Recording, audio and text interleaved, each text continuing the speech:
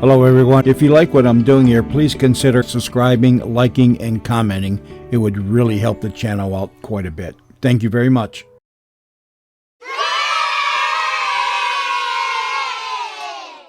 The CBS Radio Mystery Theater presents...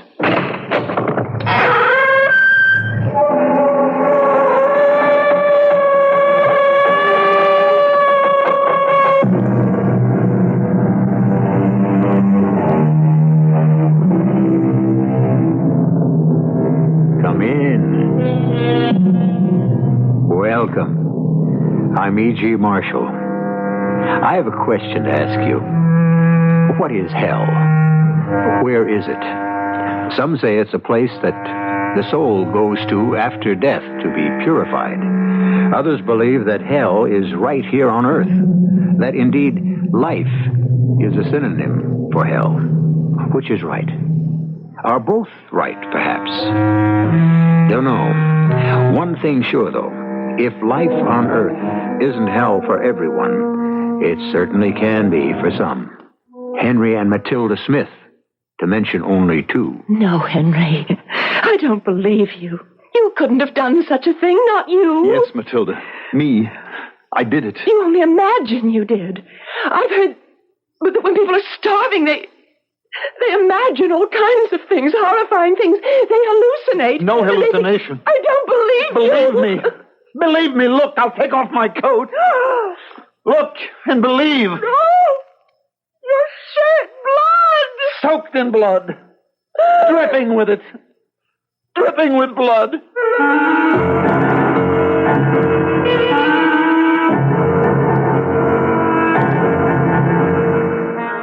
Our mystery drama, The Diamond Necklace, was adapted especially for the Mystery Theater from the classic story of Guy de Maupassant by George Lothar and stars Mandel Kramer and Marion Seldes. It is sponsored in part by Buick Motor Division. I'll be back shortly with Act One.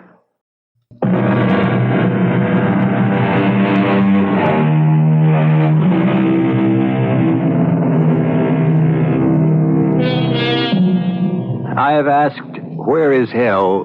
What is it? I have often pondered the question and came to no resolution.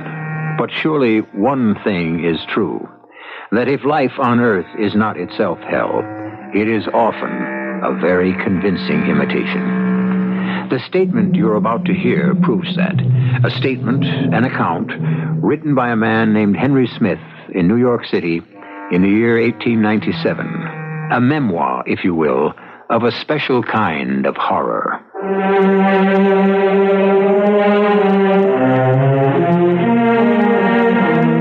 Yes, I'm going to kill myself. With this gun. Put a bullet through my head and end once and for all the mortal terror, the hideous misery of these past 10 years. Believe me, it is not the horrors I've been through because of the diamond necklace. Not the 10 frightful years of grinding poverty and unremitting torment. Not the murder nor the suicide, not the utter misery, not these that make me take my life. But the shock, the awful shock of what I heard today. The shock which may, for all I know, have unhinged my mind. But in any case, has destroyed all desire to go on living. Where to begin my story? Anywhere will do, I suppose, so I'll begin with that moment when, in sudden frustration, I flung the glass of wine against the wall. Henry! Oh, darling, my darling. I'm sorry, Matilda. I'm sorry. Sometimes I just don't think I can bear anymore. It's too much. Oh, darling. Dearest, the world hasn't come to an end. All right. You've had bad luck for a number of years. Bad luck? Abominable, that's what it's been. Has anyone worked harder than I have to be a success? No, my darling. Has anyone tried more than I have? Tried and tried. Sweetheart. What happens? Every time. The glove shop. All our savings in the glove shop, and it burns to the ground on opening day. All of our savings gone. And then the job at Mountjoy's for 3 years. 3 solid years. I break my back as a clerk, and then I'm promoted to floor walker, and what happened? But it isn't your fault you came down with the flu. It's never my fault, Matilda. That's the point. I try and I get nowhere. This morning I go back to Mountjoy's. 2 weeks ill and I go back to the floor walker job, I think.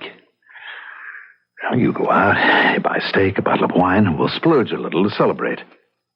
Sorry, Smith, Collier says. Collier the Great. Collier, head floor walker. Sorry, Smith. We had to give the job to Plateau.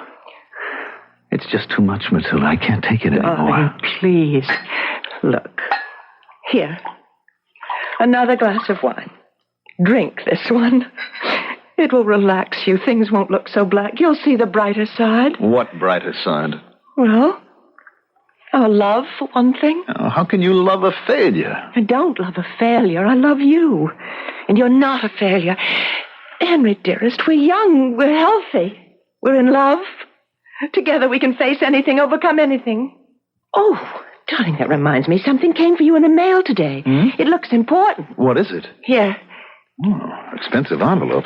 Addressed to me. Oh, soon find out what it is. Beautiful paper. We sell this kind of heavy vellum. Henry, what is it? I don't understand this. What is it? Here, see for yourself. Here. Mr. and Mrs. Roger Van Wyck Mountjoy III request the pleasure of your company at a dinner party the evening... Request the pleasure of our company? Oh, that's impossible. He owns Mountjoy's, and you're... Just another clerk? Is that what you were going to say? No, dearest. Not as impossible as you may think. An invitation like this. But they take a floor walker job away because you've been ill 2 weeks. Because maybe, just maybe, Mountjoy has something better for me. He's noticed how hard I've worked these past 3 years. The long hours I've put in, the overtime without pay. Henry, do you think so? Well, how else do you explain the invitation? I don't. Matilda, dearest, this is it. My luck has changed. Dinner with the Mountjoys. Why, it can mean only one thing. Not just a promotion, but a big promotion. Now, I'll have to rent some dinner clothes. I don't have any. But, darling, I can't rent a gown. You'll buy one. With what? We've got $43 saved no, up. I'm not going to touch our savings, You've got Henry. to, darling. This is important. Take what you need. Take it all. Buy the best gown you can find. Something that will be worthy of your beauty. Oh, but, darling, you don't understand. I'll need more than a gown. Shoes to match, a handbag, other things. I'll need jewelry of some sort, a pin or a necklace, a string of pearls. Where would I get that? Yes, that is a problem, all right. Now, wait a minute. How about your friend, Mrs. Forrester? You mean borrow something from her? Why not? Oh, no, I couldn't. She's loaded with jewelry of all kinds, isn't she? Every time you talk about the days when you were governess to her kids, you always She has mention... a lot of jewelry, but I'd feel awfully awkward. I'd be embarrassed. Why? Matilda, you're friends. You go to her house for tea. Well, once a year, maybe. But even so, you are friends. She likes you. Well, if you think it would be all right... Well, why shouldn't it be? Look, this invitation from Mountjoy himself, it's my big chance, Matilda, the chance I've been waiting for, working for. We can't pass it up. We have got to go to that dinner party. So, sweetheart, you go buy that gown, and you borrow that jewelry.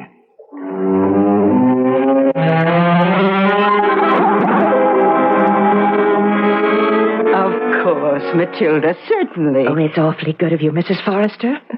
I hesitated to ask, Oh, but... nonsense, dear. Well, come along into the boudoir. We'll go through all my jewelry. You shall have your pick. Tell me, how is that handsome husband of yours? Oh, he's fine. Fine. And about to get his big chance at Mountjoy's, too. Oh, an opportunity I'm sure he deserves. Well, now, my jewelry is in these boxes. Now, you start looking while I go tell Hortense to make tea for us. Oh, thank you, Mrs. Forrester. Thank you.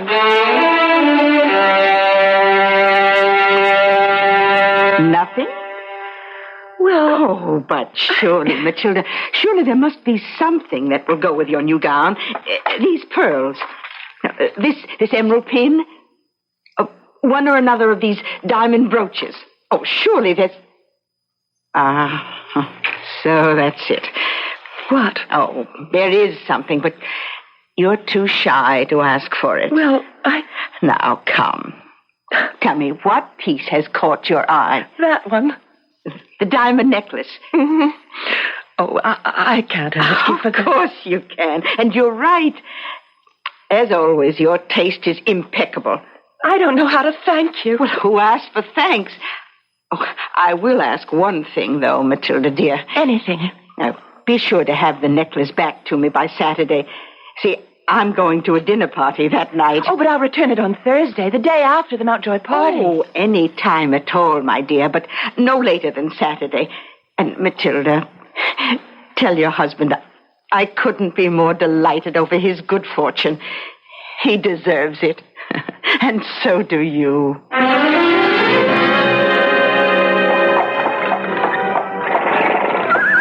Thank you, driver. No, that's all right. Keep the change.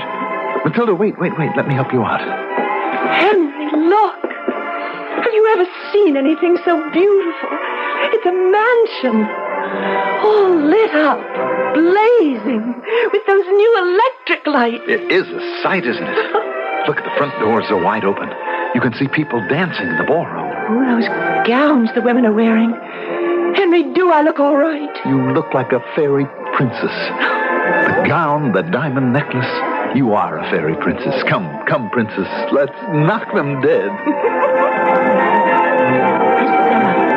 there a butler or someone that we give the invitation to? Well, it doesn't seem to be.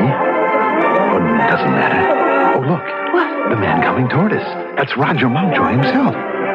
Matilda, he's going to greet us personally. Can I help you? We're here for your party, your dinner party, Mr. Mountjoy. You know me? Why, of course. We've met, have we? Well, not actually. I've seen you, of course, any number of times at the department store, but we've never really met. Then I'm afraid I'm rather at a loss to understand what you're doing here. Well, Mr. Mountjoy, I'm Henry Smith. Oh? I'm employed by you at the department store. A clerk in sporting goods. You invited me and my wife to your party tonight. So you're the mistake. You are the mistake that was made. The mistake? Let me see the invitation. Certainly. Yes, addressed to Henry Smith. Spelled S-M-I-T-H. That fool secretary of mine. I don't understand. Well, it's simple enough, Smith. I have a friend, a close friend, named Henry Smythe. Spelled S-M-Y-T-H-E. My secretary simply sent the invitation to you instead of him. A mistake. A ridiculous mistake. Ridiculous? What else would you call it? Unfortunate. Embarrassing. Unfortunate, embarrassing, ridiculous, whatever you call it. I am not in the habit of inviting my clerks to my home. Now, I'll say good night to you and to your decidedly attractive wife. I'm very sorry, my dear, very sorry. Being sorry doesn't help matters much, Mr. Mountjoy. My dear. Your secretary makes a mistake, and we make all sorts of preparations for your party. Clothes that we can hardly afford. I cab fare. said I'm sorry. Good night. No. You can't just put us out like this. Henry, for heaven's sake. Not put us out like beggars. I don't mind for myself, but my wife has looked forward to this. She's bought a new gown, new shoes, accessories, looked forward with great anticipation. Please, You come. cruel, you heartless. Henry! Good night, Mr. Mountjoy. Perhaps we'll meet again, Mrs. Smith. I don't think so, Mr. Mountjoy. Come, Henry. Henry, it was a mistake. An unfortunate mistake. Wrong, Matilda. A ridiculous mistake. You heard him. You heard the great Roger Van Wyck Mountjoy III. A ridiculous mistake, Smith. Yes, ridiculous, all right. A clerk spends the savings of nearly 2 years. Maybe I could take the gown and the shoes back. Cab fare all across town, there and back. And to him, it's ridiculous. They might refund it. They might... Punched him in the nose is what I should have done. Punched him in the nose. Oh, and found yourself out of a job in the morning. If you still have a job at Mountjoy. I don't give a damn if I've got a job there or not. I don't give a damn if I ever see the inside of Mountjoy's again. I don't give a damn if... Henry. What's wrong? Why are you staring at me like that? Where's the necklace? The necklace? Yes, the necklace. The diamond necklace, Matilda. Where is it? Gone. Henry! Henry, I've lost the diamond necklace!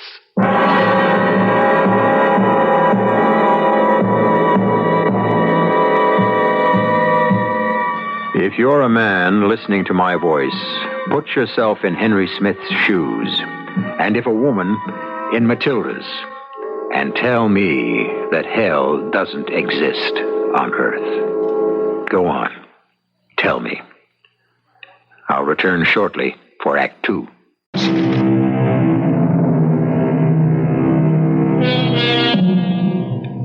To the thoughtful person, the emotion of terror need not be activated only by the horrendous.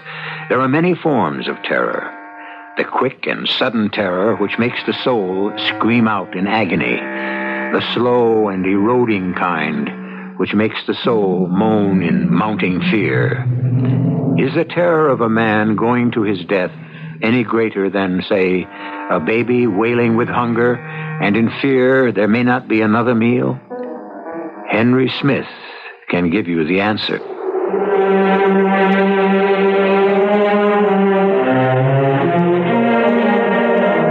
I can hardly write these words.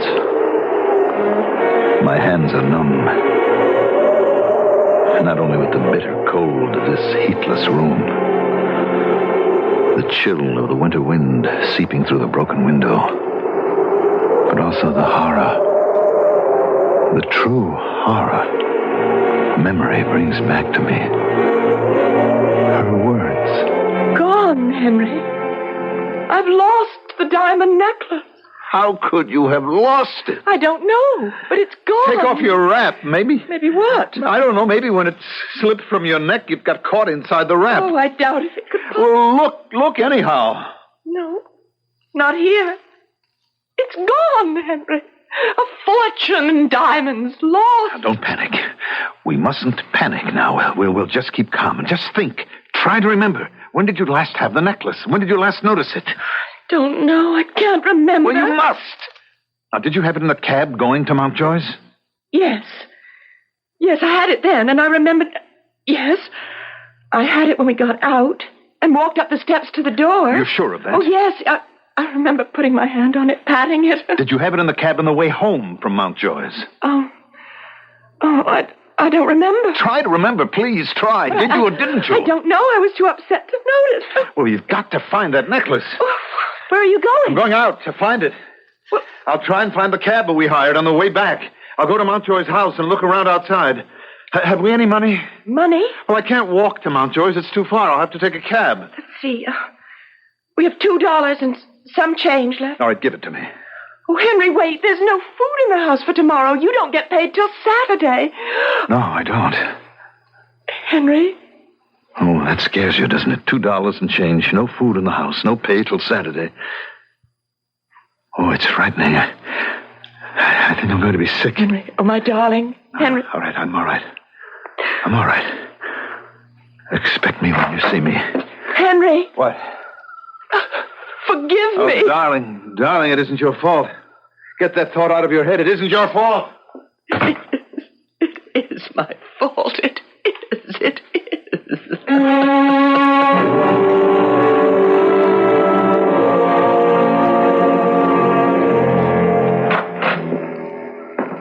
Is that you, Henry? Yes. Well, I must have fallen asleep. It's nearly dawn.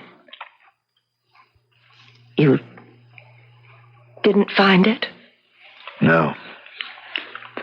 I could kill myself. Matilda, please. Sweetheart, you mustn't feel guilty about this. What we've got to do now is figure out what to do. Now, have you any idea how expensive it was, the necklace? No, but it came in a Carteret box. Carteret? The most expensive jewelers in town. Must have cost a fortune.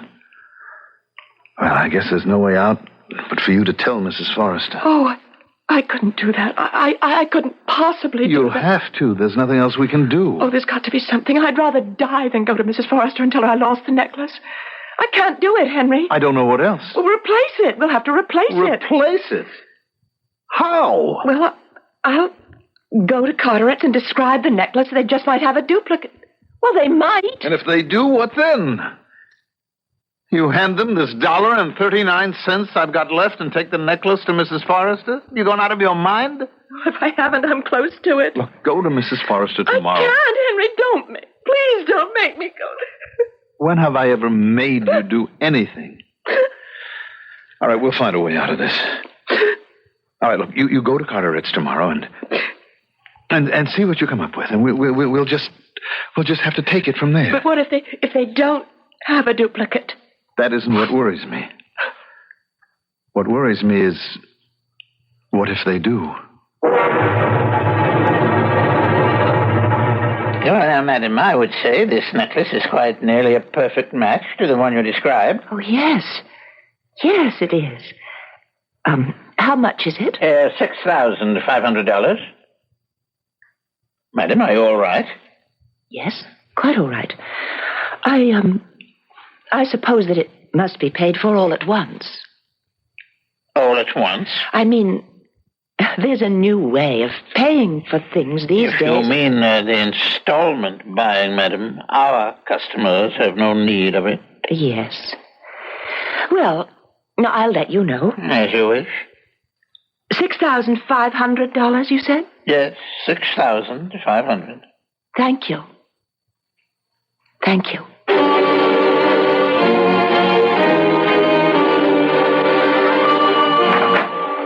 Come in, Mr. Smith. Yes, Mr. Brock. Henry Smith. Frankie Matthews sent you to me, eh? Yes, he works in the department next to mine, in hats. I got more than one client from Mountjoy's. What I'm saying, you're in good hands, Mr. Smith. Let's see, full name? Henry James Smith. Oh, James. Address? 227 East 9th Street. 227 East. Okay. How much you want to borrow? $6,500. Uh-huh. Any collateral? If I had collateral, I'd have gone to the bank, Mr. Brock. Somebody twisted your arm to come to me. No, of course not. So why insult me, Mr. Smith? I don't need you. You need me, right? Yes. The way I operate, I make you a straight loan at interest. You pay back the principal when and as you can. Long as you pay the interest each month, we got no problem. How much interest? 1%. 1%? 1% of $6,500. That's $60.50, right? Right. Well, that isn't too bad. I guess I can manage $60.50 a year, I guess. A month, Mr. Smith. What? 1% a month, $60.50 a month. A month? But, well, that's usury. Hey, you know something, Smith? It's a good thing I don't charge for insults. You'd be in a real mess if I Well, I'm did. sorry. I didn't mean to insult you. It's just that... Oh, good Lord, I couldn't possibly afford all that, not on my salary. I'm sorry to hear it. You wasted my time. Well, now, wait now. I'm waiting. Well, I'm... All right, I'll take it, and don't worry, I'll find a way to pay the interest. Don't worry. I won't. I never worry, Mr. Smith.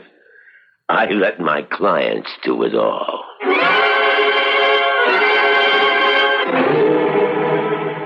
Why, no, Matilda, dear. I wasn't in the least concerned. Well, I did say I'd return the necklace Thursday. Here it is, Saturday. But I'll not be wearing it till tonight, and...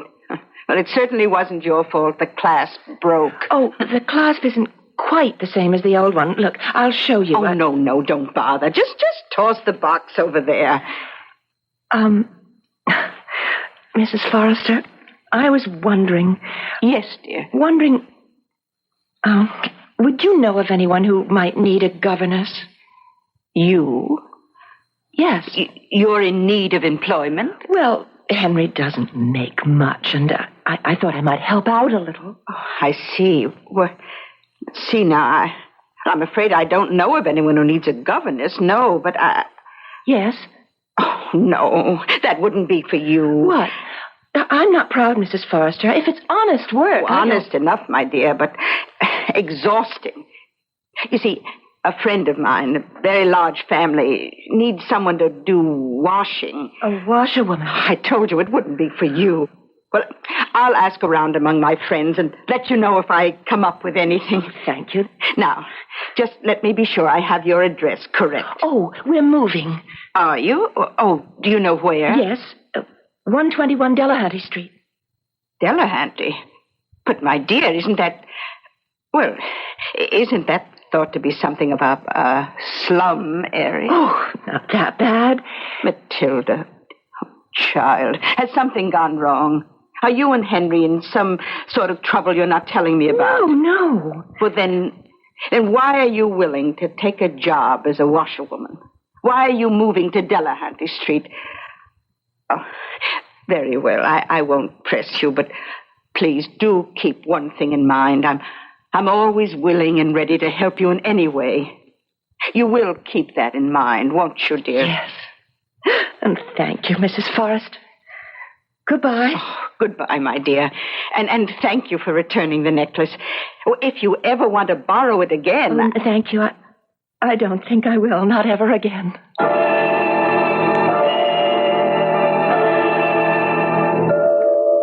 We made a deal, Smith. A month ago to the day. Now you come in and tell me you can't pay the interest. Well, not all of it, Mr. Brock, but... But what? I've got $34 of the 60. 60 and 50 cents. Yes. And if you'll just accept that... Sure. Sure, let's have it.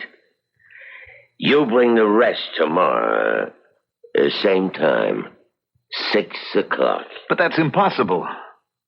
Impossible, huh? It's taken me a month to get $34 together. How am I going to get practically as much again in just a day? That's your problem. Well, it's a problem I can't solve. Look, I'll pay you. I'll pay you every cent I owe you, but you've got to give me time. Time is money, Mr. Smith. And you haven't got much of either. Let me show you something. You see this? Yes? What is it? A switchblade knife. And very sharp, Mr. Smith. Razor sharp. Now, I'll tell you how it's going to be. You come here tomorrow at 6 o'clock and you have the money, or I'll take a piece out of your right ear with this knife. Mr. Brock. You come back tomorrow at 6 o'clock, and if you still haven't got the money, I take a piece out of your left ear. You're a... I know what I am. You better know what you are. You're a loser, Smith, and you're a loser because you're a sucker.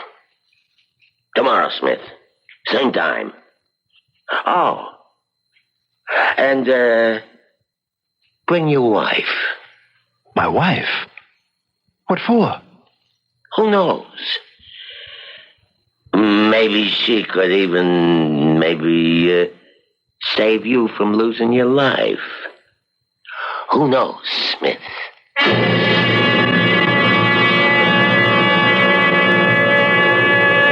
If ever terror, cold, chilling terror, struck through a man's soul, it strikes through Henry Smith's.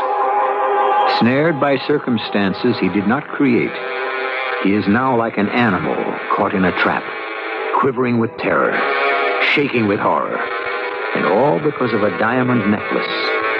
A diamond necklace borrowed and lost. I'll return shortly for Act 3. What bitter, cruel, insupportable tragedy can smash a human life because of one mischance? Henry and Matilda Smith have discovered this to their sorrow. Had Henry or Matilda thought for a moment, they might have realized that the party invitation from Roger Mountjoy had to be a mistake. In any case, had they realized this, certainly Matilda would never have borrowed that diamond necklace from Mrs. Forrester and lose it. And had Matilda not lost it, well, let Henry tell us.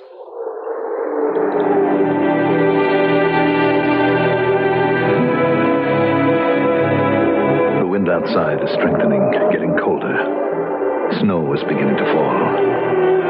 The last snow I shall ever see.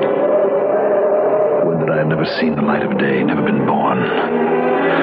When I remember what took place in Brock's office the next day. Going to his office filled me with fear. But not going would have made me more fearful still. I entered his office in a cold sweat and found myself trembling with nerves as he said, I thought you'd find the money somehow. I was sure of it. I haven't found it, Mr. Brock. I haven't got it. You didn't bring your wife, so I figured you had the money. No. Maybe you don't hear too good, even with ears. You remember this? I see you do. But also you remember maybe that I said bring your wife. Well? I remember, Mr. Brock, but look, give me just a little time. No, not time. This is what I'm going to give you. Oh! Here, look. You see this? This little piece of pink stuff on the tip of the knife, that's you, Smith. Just a very little piece of your ear. But don't you worry about it. It's bleeding a lot, but it'll heal. Now, you be smart. Go and get your wife, Smith. Bring her here. She's working. Yeah, I know. Doing the washing of some rich dame. Ruining her hands, ruining her looks, her body. Especially her looks and her body. Now, you don't want that now, do Mr. Brock, she's helping me get the money to pay you. There's easier ways. I will not bring my wife here. You think I don't know what you mean by easier ways? Oh, you know all right. You're smart, real smart. Now, look, let me lay it out for you. You're into me for $6,500. Now, like I tell you, I don't care about you paying off the principal. I got ways of getting that in time. What I want now is the interest. Now, your wife could make more than that in one night. You dirty rotten... Hold it. You miserable... Hold it unless you want me to do more with it. Oh, Wait, give me back that knife. Damn you, give it back. Stay away from me. I warn you, stay away. Why? You'll use the knife on me? I don't think so, Smith. You're going to go and get that sexy wife of yours and you're going to bring her here.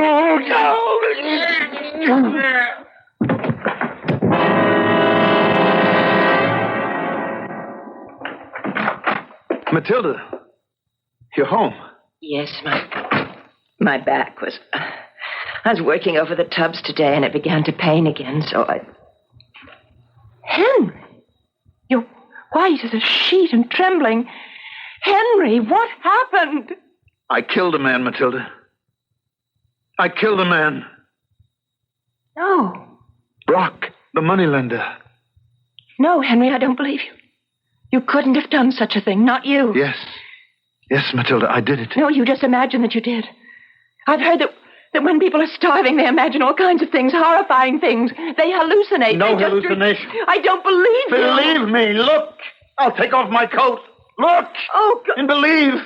Your shirt, blood. Soaked in blood. Dripping with blood. Take it off quickly. Take it off and I'll wash it. You can't wash it. Nobody must know. And you'd have to wash it in the kitchen or the bathroom down the hall. There's no running water in this room. Oh, take it off. I'll hide it. I can't believe. I just can't believe you. You were always so gentle. He was threatening me with a knife. He cut my ear and he was threatening me again if I didn't... Didn't? Bring you to him. Me? What would me? I don't know.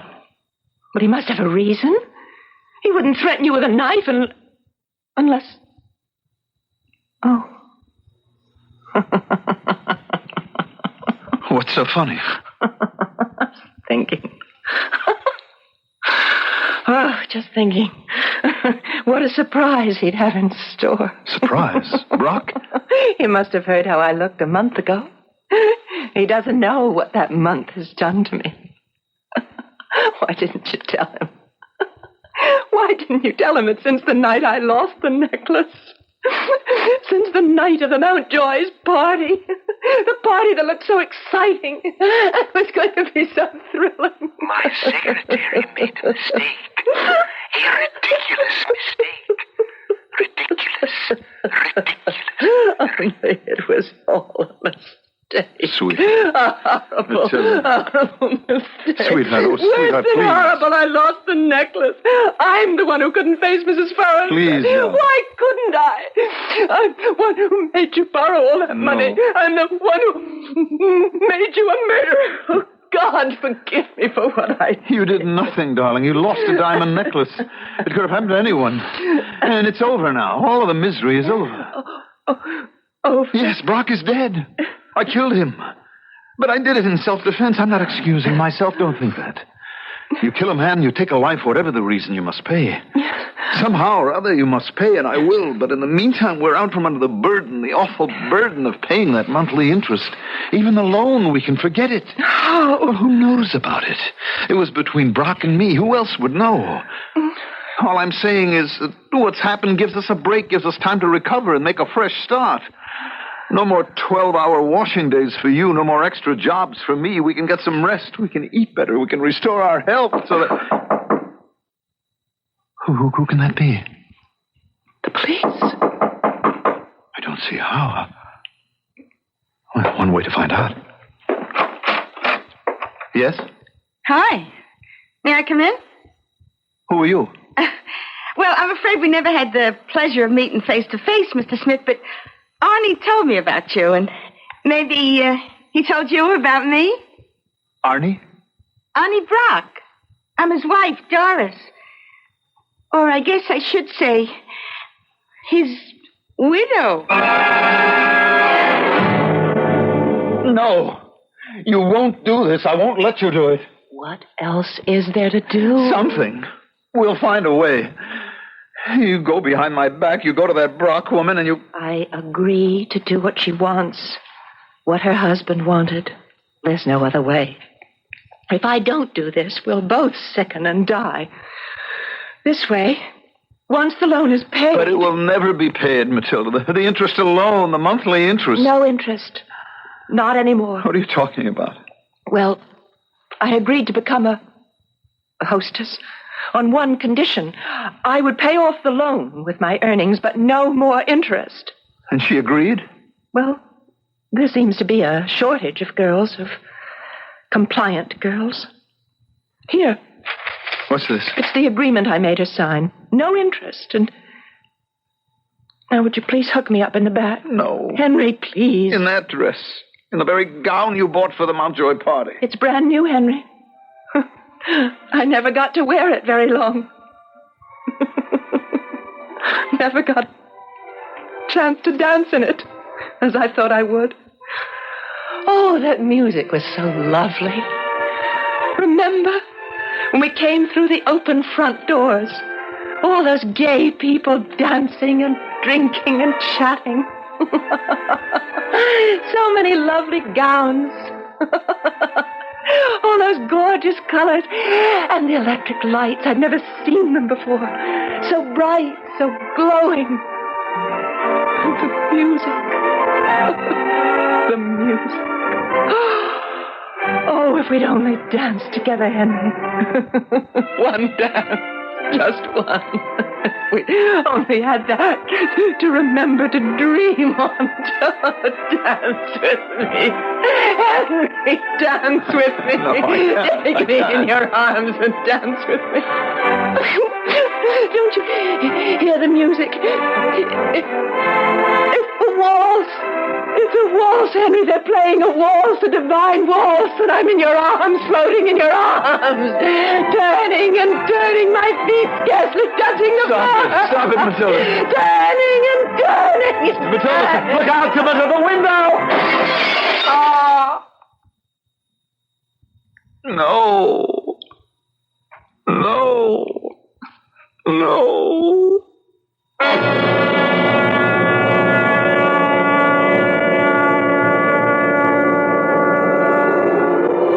She was dead when I reached her. 5 stories below, in the courtyard, crumpled, broken, dead. We buried her in the gown that she loved so much, the only pretty gown she'd ever had. As I saw the coffin lowered into the ground and heard the first shovelful of dirt fall on her face, I made her a promise. A promise it took 10 years to keep. 498, 499, 500. The debt is paid, Mrs. Brock. Look, tell me something. After she died, your wife, you could have taken off, flown the coop. I'd never have found you. Instead, you worked yourself to death, close to it anyways, for 10 years. How come? It's the way she would have wanted it.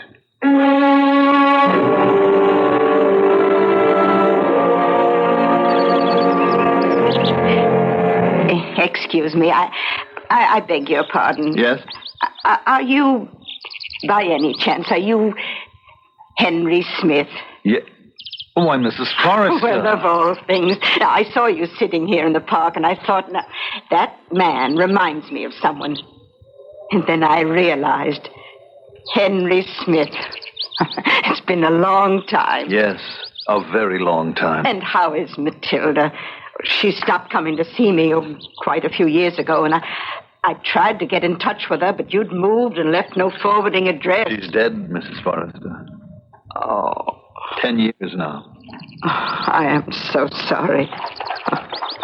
She was such a delightful little person. So serious, so sincere. I remember lending her a diamond necklace to go to a party. She accidentally broke the clasp, and really, I've never seen anyone so terribly upset over such a little thing. A diamond necklace is not a little thing, Mrs. Forrester. Well, I suppose not, but not if it were a real diamond necklace with genuine diamonds. Mine were paste.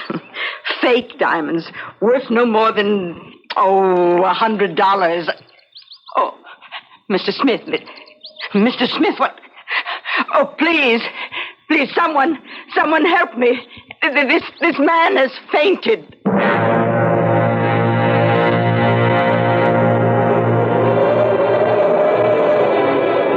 I cannot live with it. The shock, the horror of learning that the diamond necklace was a fake. It doesn't matter now. Nothing has mattered to me since Matilda died. If, as I've heard, there's a life after death, this gun will take me to Matilda in that other life. If not, I'll at least be out of this one.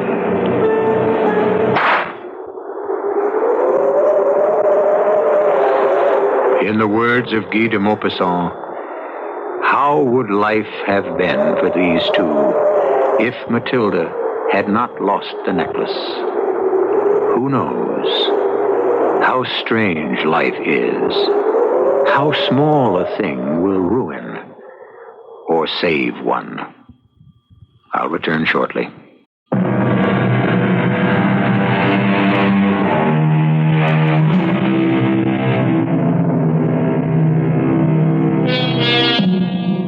We owe our story to certainly one of the greatest of all short story writers, Guy de Maupassant. I've suggested in the past that we give a thought, a brief moment of thanks to such men as Oscar Wilde and Edgar Allan Poe, to whom really we owe so much. To that list, let's add Monsieur de Maupassant. I'm sure he'd be pleased. Our cast included Mandel Kramer, Marion Seldes, Bryna Rayburn, and Leon Janney. The entire production was under the direction of Hyman Brown.